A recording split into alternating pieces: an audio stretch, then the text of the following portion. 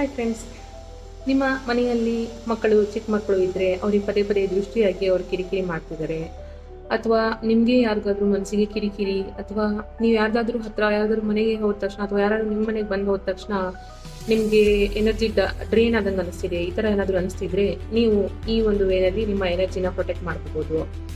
ಮಕ್ಕಳಿಗೆ ಆಗಲಿ ನಿಮಗೆ ಆಗಲಿ ಈ ಮೆಥಡ್ನ ನೀವು ಫಾಲೋ ಮಾಡ್ಬೋದು. ನೀವು ದಿನಾಲೂ ಸ್ನಾನ ಮಾಡಿ ದೇವ್ರ ಹತ್ರ ಕೈ ಪ್ರಾರ್ಥನೆ ಮಾಡುವಾಗ ಕಣ್ಣು ಮುಚ್ಕೊಂಡು ಪ್ರಾರ್ಥನೆ ಮಾಡ್ತಿರ್ತೀರಾ. ಅದೇ ಟೈಮಲ್ಲಿ ನಿಮ್ಮ ಪ್ರಾರ್ಥನೆ ಮುಗಿದ್ಮೇಲೆ ಅನ್ಕೊಳ್ಳಿ, ನನ್ನ ದೇಹದ ಸುತ್ತ ನೇರಳೆ ಬಣ್ಣದ ಕವಚವೊಂದು ಆವರಿಸಿಕೊಂಡಿದೆ.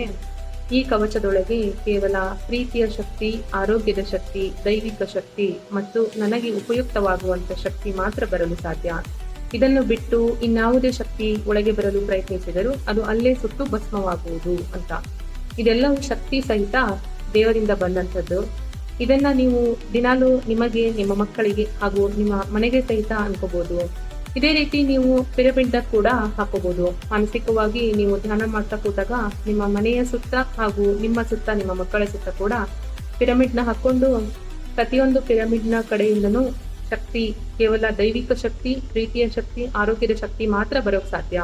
ಇನ್ಯಾವುದೇ ನೆಗೆಟಿವ್ ಎನರ್ಜಿ ಆಗಲಿ, ಬೇರೆ ವ್ಯಕ್ತಿಗಳ ಬ್ಯಾಡ್ ಇಂಟೆನ್ಷನ್ಸ್ ಆಗಲಿ, ಅಥವಾ ಅವ್ರು ಯಾವುದೇ ಕೆಟ್ಟ ಎನರ್ಜಿ ಸೆಂಡ್ ಮಾಡಕ್ ನೋಡ್ತಾ ಇದ್ರು ಅದೆಲ್ಲ ಬರಕ್ ನೋಡಿದ್ರು ಅದಲ್ಲೇ ಸುಟ್ಟು ಹೋಗ್ತಾ ಇದೆ ಅಂತ ಕಲ್ಪನೆ ಮಾಡ್ಕೊಳ್ಳಿ.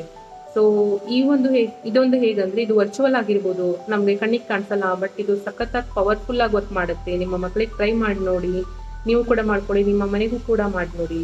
ನೀವು ಯಾವುದೇ ಫಿಸಿಕಲ್ ಆದಂತ ಮೆಥಡ್ನ ಫಾಲೋ ಮಾಡ್ತಿರ್ಬೋದು, ಆದ್ರೆ ಇದನ್ನ ನೀವು ಮಾಡೋಕೆ 1 or 2 minutes ಅಷ್ಟೇ ಸಾಕು.